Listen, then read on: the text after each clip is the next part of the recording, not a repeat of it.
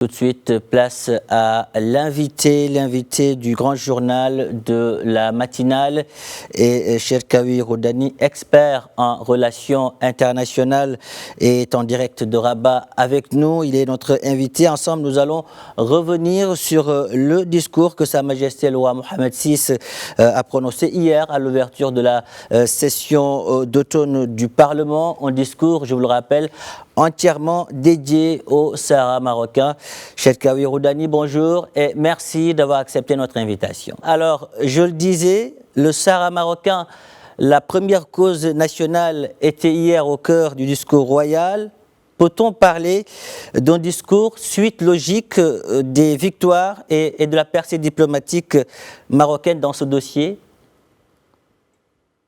Mais écoute, la première chose, il me semble, qui est très importante, c'est une analyse du discours de Sa Majesté d'hier soir. Moi, je pense que c'est un discours où il y a une formulation d'une doctrine géopolitique marocaine qui est basée sur l'achèvement de l'intégrité territoriale du Maroc, parce que Sa Majesté le roi Mohamed VI est d'un discours qui, à la fois, il incarne une certaine perception, une cohérence dans la vision et dans une stratégie nouvelle de souveraineté marocaine basée sur l'intégrité territoriale du Maroc et avec des alliances stratégiques. Et aussi dans cette formulation de la doctrine géopolitique, il y a un regard aussi sur la doctrine diplomatique marocaine qui regarde la perception des relations internationales et la perception des relations et des partenariats stratégiques sur le prisme de la perception des États et des pays étrangers de la question du Sahara marocain. J'imagine aujourd'hui, nous sommes vraiment dans une dynamique internationale qui montre qu'il y a un engagement de la communauté internationale vers l'intégrité territoriale du Maroc, comme il a été bien souligné par Sa Majesté. La position de la France c'est un tournant historique, comme la position des États-Unis et l'Espagne. Néanmoins, la France est un pays qui connaît la région, qui a une histoire, qui connaît les détails de ce dossier. Et de fait, sa reconnaissance de l'intégrité territoriale du Maroc, c'est un plus, c'est quelque chose qui est de très très important pour le dossier, notamment sur le volet politique. Et de fait, aujourd'hui, le Sahara marocain, comme je dis, il y avait une formulation d'une doctrine géopolitique parce qu'il y a aussi la dimension géostratégique, parce qu'aujourd'hui, les provinces du Sud, n'est plus aujourd'hui une question d'intégrité territoriale, mais aussi il y a une conception stratégique d'un projet géostratégique. Il y a le gazoduc du Nigeria, Maroc, passant par 14 pays en Afrique de l'Ouest, passant par les régions des provinces du Sud. Nous aurons l'occasion de revenir sur ces projets, notamment concernant les provinces du Sud. Mais avant cela, nous allons revenir sur ces soutiens, notamment en faveur de la souveraineté du Maroc sur son Sahara. Ces soutiens qui s'enchaînent. Vous l'avez dit, il y a la France que le souverain a tenu hier à remercier. Aujourd'hui, en quoi Paris, en optant pour cette position, pourra-t-elle inciter d'autres pays européens à aller au-delà à aller notamment dans le sens de la vérité, cette vérité qui n'est rien d'autre que le Sahara est marocain? Vous savez, la France est un pays fondateur de l'Union européenne, c'est un pays membre du Conseil de sécurité des Nations Unies. Donc, c'est un pays qui connaît très, très bien le dossier. Il a une diplomatie qui est très active à l'échelle internationale et particulièrement au sein de l'Union européenne. Et de fait, aujourd'hui, la France, elle a tout le potentiel pour expliquer et pour expliciter aussi la situation, étant donné qu'il est détenteur des dossiers de l'histoire de la région, l'histoire de la sous-région, et aussi, comme il a dit un grand sage français récemment, c'est qu'aujourd'hui, la France, de Gaulle, et après lui, plusieurs présidents, ils savent pertinemment que le Sahara, il est marocain par son histoire, et aussi il y a la légitimité du droit international. Et de fait, aujourd'hui, je pense que la France, c'est un pays pilier à l'échelle des Nations Unies aussi, c'est un pays pilier à l'échelle de l'Union européenne, et donc la diplomatie française a la responsabilité aussi, comme il a été bien souligné dans la lettre du président français envoyée à Sa Majesté le roi Mohamed VI, que la France ouvrira pour ce dossier à l'échelle internationale pour montrer et démontrer comment le Sahara est marocain et comment tout le monde sait très bien que ce dossier est un dossier géopolitique. Il y a un antagonisme régional. Et aujourd'hui, je pense, avec cette dynamique que connaît le dossier, nous sommes à 19 pays européens qui reconnaissent l'intégrité territoriale du Maroc. Récemment, on a vu au sein de l'Assemblée générale des Nations unies comment les pays européens comme le Danemark, les Pays-Bas, l'Italie, la Slovénie, et aussi l'Espagne, la France, comment ils ont pris position. Justement, Cherkaoui.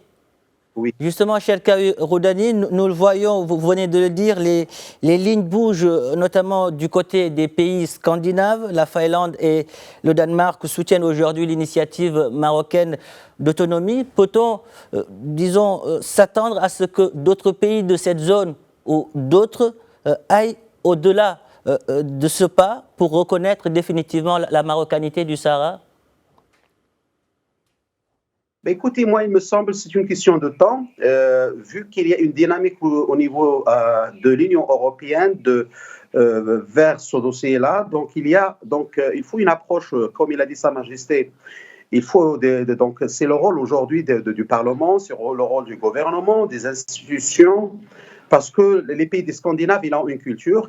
Géographiquement, c'est très loin. C'est des gens qui sont très sensibles un petit peu à l'histoire, à un récit, malheureusement, qui n'est pas exact. Aujourd'hui, le Maroc dispose d'un réseau très très important des pays amis à l'échelle de l'Union européenne, à l'image de l'Espagne et de la France et même des Pays-Bas, de l'Italie. Sauf aujourd'hui, nous avons besoin des compétences qui sont capables d'expliquer aux pays scandinaves avec leur culture, avec leur conception stratégique. Je pense par exemple à la Suède. La Suède, il est très compréhensif à la situation, notamment surtout les enjeux sécuritaires dans l'avancée sahélienne et avec cette connivence qui existe entre le séparatisme et aussi le terrorisme. J'imagine aussi qu'il y a aussi une légitimité internationale, de droit international, et ces pays sont très sensibles à ces questions. J'imagine aujourd'hui, comme il a bien été souligné par Sa Majesté ici hier soir, il faut vraiment des compétences au niveau du Parlement, le choix des profils, et aussi aller vers les autres avec une stratégie bien peaufinée, avec des profils bien adéquats pour essayer de faire avancer les choses. Mais j'imagine que plusieurs pays scandinaves sont des pays qui sont très sensibles à la question sécuritaire, à ce qui se passe dans le continent africain. Aujourd'hui, Sa Majesté propose un modèle de développement dans le continent africain et propose un modèle géopolitique pour le continent africain à travers des initiatives géostratégiques comme inscrire les pays sahéliens dans la géostratégie et la géoéconomie du Sahel et même les pays afro-atlantiques dans la géostratégie de l'Atlantique. J'imagine que ces pays doivent savoir et comprendre comment ces projets de dimension internationale et de dimension mondiale de la géoéconomie mondiale peuvent avoir un impact sur la paix et la sécurité dans le continent africain. J'imagine que, par exemple, il ne faut pas oublier que les premières relations du Royaume du Maroc, c'était en 1646, mais c'était avec les pays scandinaves, à l'image du Danemark.